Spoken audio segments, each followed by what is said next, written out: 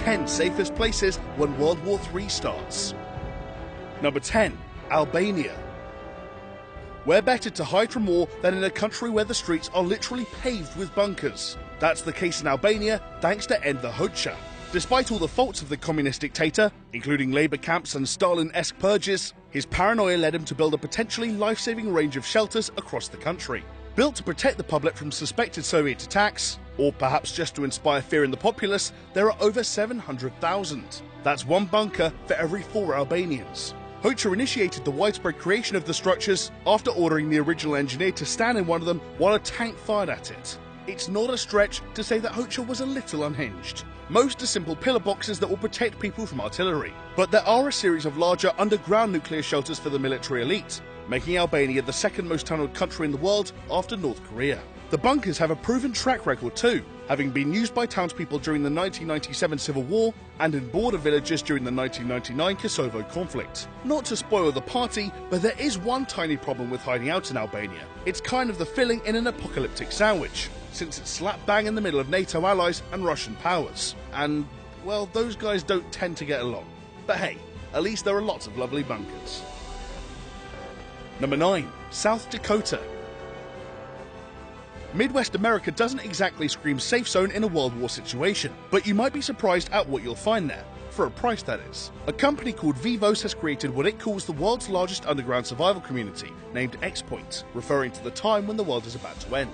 X-Point is the result of a growing culture of survivalism in the States. Often derided for being paranoid, these people believe that the best way to survive a worldwide catastrophe is to be prepared for the worst, from World War III to a zombie apocalypse. According to the company, for a measly $25,000, you can take out a lease on one of the 575 shelters at the site until the 3rd of October 2115 to ride out the war in style. They can withstand a £500,000 blast, are complete with fully self-sufficient water facilities, and even have on-site security from military-trained guards. But from there, it's on you, so you're going to have to pay if you want the basic luxuries like, well, everything, even the basics, come to think of it. The bunker camp was made from a repurposed military ammunition base and is at least 160 kilometers away from any known target in the United States. So in theory, you should be pretty safe, if not in medium to serious debt.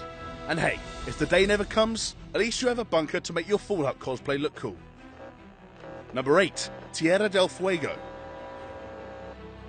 If World War III really did happen, and it might not be that wild a prediction, nuclear annihilation has to be at the top of everyone's fears. So Tierra del Fuego could be the place to head if you're worried about radioactivity, as a study by an editor of the Bulletin of Atomic Scientists claimed that it would be the last place to be affected by nuclear fallout. That's because it just happens to be the furthest point from any nuclear state, and what's more, it's home to peculiarly strong winds, up to a blistering 100 kilometers per hour. That means that even if fallout did reach the so-called land of fire, the radioactive particles would likely not cause much of a problem. And if you like some ironic double meanings with your facts, many places in Tierra del Fuego are named after the end of the world because its location is so far south that it's basically the end of the earth. Number 7. Greenland. One way to avoid annihilation is to head somewhere that isn't just virtually impossible to find on the map, but also somewhere that very few people would care to look. Who says hide and seek is just for kids? If that sounds like a good idea to you, then Greenland has just the place, but you probably can't pronounce it. The remote fishing village of Hittekortormiite can be found at the furthest edge of the snowy Danish territory, accessible mostly by snowmobile or dog sled. It has a tiny population of just 452 and zero military significance. Even if someone was hell-bent on invading, they'd have a pain of a time getting there, as it's blocked off by sea ice for as many as 9 months of the year. And on top of that, you'd be virtually immune to resource wars, since the majority of the town's food supply comes from local hunting. But while military assaults are of no concern there, you'd better watch out for polar bears. Thanks to global warming, they've been migrating closer and closer to the town in recent years. Still, it's better than being blown up.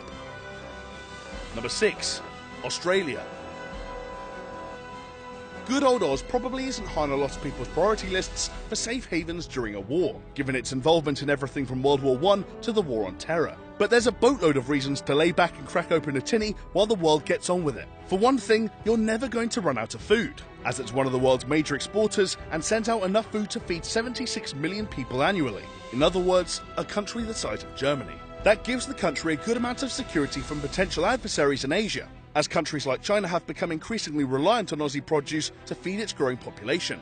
And if nukes are a worry, rest easy knowing that the distance from other continents means that, outside of a direct strike, nuclear fallout would likely have no more effect than smoking on death rates. And even if someone managed to defeat the Australian, British and US navies to get there, the vast outback provides excellent protection and it's a mammoth task to take it. Oh, and there are these guys to contend with. Number 5. Antarctica. This one's just if you're really desperate, or maybe if you just don't care whether you can feel your face. Either way, no war is likely ever going to affect you on Antarctica. That's because of the Antarctic Treaty, meaning that all military activity is banned from the continent in order to allow scientists to work without the threat of guns from all sides. The unusual deal was signed in 1959 by the USA, USSR and 10 other countries to establish that no country had claim on the territory. It was hoped that it would foster better East-West relations over time, but that didn't work out so well. And even if someone did decide to break the treaty, they'd have a hell of a time trying to traverse the hostile Antarctic climate, where temperatures can drop as low as -89 degrees Celsius. Just make sure you bring your supplies, as it's basically impossible to get food once you're there. And you better have a backup plan for a protracted war, as people have only ever stayed in the snowy wastes of Antarctica for around 2 years at a time tops. Number 4. Switzerland. We all know that no one avoids unnecessary conflict better than the Swiss, so it would make sense to flock to the most famously neutral country in the world. In fact, Switzerland hasn't engaged in a major conflict for over 2 centuries. But what you might not know is that Switzerland is also super badass. In fact, every Swiss male under 50 is a reserve soldier. Have fun getting through them, since they're all required to keep an assault rifle or pistols at home. And when fighting doesn't work, Switzerland is uniquely prepared to protect its citizens, with enough bunkers to house all 8 million citizens of the country. Built to protect from Axis attacks in World War II and later fortified to withstand Soviet assaults, the 300,000 shelters have been there to ensure Swiss safety for decades, even though no one knew about them until the 90s. Oh, and you can always chow down on some tasty Swiss chocolate while you're hiding out. Number 3. Raven Rock. Despite sounding like Edgar Allan Poe's holiday spot, Raven Rock is one of the most confidential and secure locations in the United States. Its full name is the Raven Rock Mountain Complex, aka Site R, and the facility is designed to be the underground Pentagon in case of a widespread nuclear attack. Initially completed in 1953, the Pennsylvania complex can hold 3,000 people in its underground city-like structure, and was even used by Dick Cheney after 9/11. And it's fully kitted out for long-term living, complete with power plants, reservoirs, a gym, and even a snack bar if you feel like treating yourself for escaping the apocalypse. But as a relic of the Cold War, it might not hold up too well against a modern thermonuclear strike. Even so, Site R is still likely the go-to base of US operations in the case of a major war, so it's pretty damn safe.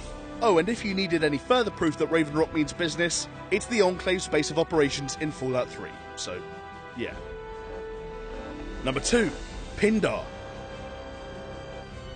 How can you destroy somewhere that doesn't exist? Well, that's what the British government is thinking. Buried beneath London's District Line, you'll find the Defence Crisis Management Centre, codenamed Pindar. The £120 million secret bunker was built to protect the military, high-ranking politicians, and possibly the Queen if needs be. Completed in the 1980s, this structure can withstand everything from military assaults to nuclear warfare, and even electromagnetic pulses, massive electric shocks that can knock your electronics out cold. Despite the extreme secrecy around the venue, a rare photo shoot revealed that it's where operations would be handled in the case of a catastrophic attack on London. There's even a full television studio built in, probably just for public service broadcasts, although it might be fun making your own TV shows if you get bored. And if that wasn't enough, it's rumoured to be used by Cobra, Britain's top secret security task force that handles everything from social unrest to terrorism. And you can't stay safer than that, unless you're talking about number 1. Number 1. Mount Yamantau and Kozvinsky. Rule number 1 of future world wars? Prepare to get nuked. And seeing as they have more nukes than any other country on Earth, it's fair to say that Russia is likely to get in on the action. But it just so happens that one of the safest places to ride out the storm might be in the belly of the beast, which just happens to be a set of obscure Russian mountainside fortresses. Built into the Ural and Kozvinsky mountain ranges, this project, undertaken by the Cold War-era Soviet government, was designed to shield high-level government officials in the event of a nuclear attack. But the Russian government has been extremely secretive about the facility's operations, only saying that it was in the interest of national security. Though according to Bruce Blair, the late head of the Centre of Defence Information, they're even capable of semi-automatic missile launches. This is all getting a bit Dr. Strangelove. The project wasn't finished until well into the 90s, But the fact that the construction carried on after the Cold War ended made the Clinton administration extremely nervous. With any luck, it'll never be needed, but in the case of a major attack, Putin has most definitely got it covered. That was the 10 safest places when World War III starts. Where would you stay? Let us know in the comments below, and make sure you like and subscribe while you're at it. And for more tense content, check out the video playing on screen now.